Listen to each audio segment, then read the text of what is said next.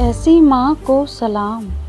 हमारे देश में हमेशा देशभक्ति को धर्म से ज़्यादा महान माना गया है। आज मैं आपको एक ऐसे देशभक्त की कहानी बताने जा रही हूँ जिसे पढ़कर आपको उस पर गर्व जरूर होगा और अपने हिंदुस्तानी होने पर भी। यह बात तब की है जब देश आज़ाद नहीं हुआ था। नेताजी सुभाष चंद्र बोस ने देश के लोगों से अपील की थी कि उनके घर से एक एक आदमी उनकी सेना में भर्ती हो और देश के लिए लड़ाई में अपना योगदान दें। इस अपील को सुनकर एक प्रदेश में रहने वाली एक बूढ़ी माँ को बहुत ही ज़्यादा खुश हो गई, क्योंकि वह अपने देश से बहुत ज़्यादा प्यार करती थी। वह चाहती थी कि उसका बेटा भी सुभाष जी की सेना में भर्ती होकर देश के लिए लड़े। जब बूढ़ी माँ के बेटे को उनकी इच्छा पता चली तो वह भी खुशी खुशी सेना में जाने के लिए तैयार हो गया और अपनी माता का आशीर्वाद लेकर सेना में भर्ती होने के लिए पहुंच गया। इस सेना में भर्ती होने के लिए कर्नल जब सबसे पूछताछ कर रहा था, तब कर्नल ने लड़के से पूछा कि वह कितने साल का है और उसके घर में कौन कौन है। कर्नल के सवालों का जवाब देते हुए लड़के ने कहा कि वह 21 साल का है और उसके घर में वह इकलौता बेटा है और उसकी बूढ़ी माँ है।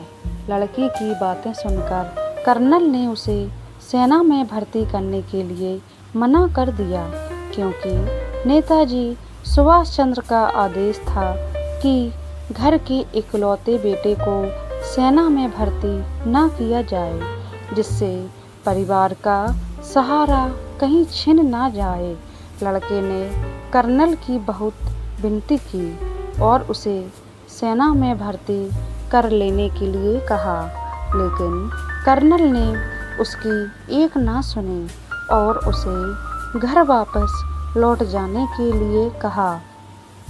निराश होकर लड़का घर लौट गया और सारी घटना अपनी माँ को बताई। इस दुख को उसकी माँ सहन नहीं कर पाई और उसे आखिरी कुछ शब्द बोलकर वह अपना देह त्याग गई। माँ का अंतिम संस्कार करके लड़का फिर से सेना में भर्ती होने के लिए वहीं पर वापस लौट आया और वापस लौटकर उसने कहा कि अब उसके पास कोई परिवार नहीं है।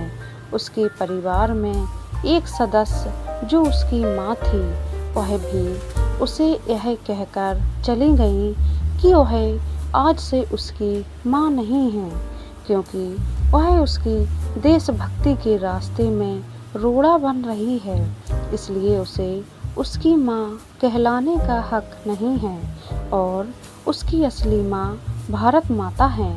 इन सारी बातों का नेताजी को जब पता चला तो उन्होंने इस देशभक्त माता को श्रद्धांजलि दी और उनके बेटे को सेना में भर्ती कर लिया और उन्हें कप्तान की पोस्ट पर नियुक्त कर दिया। यह होती है सच्ची देशभक्ति और यह होता है देश के लिए बलिदान। घरों पर झंडे लगाने से या स्पीकर पर देशभक्ति के गाने बजाने से देशभक्ति साबित नहीं होती है। देशभक्ति के और दिलो दिमाग पर सब जगह देश छाया रहता है। भारत में ऐसे देशभक्तों की कोई कमी नहीं है। ऐसे देशभक्तों को सलाम, भारत माता को सलाम। अगर प्यार करना ही है तो अपने देश से प्यार करो। भारत माता की जय।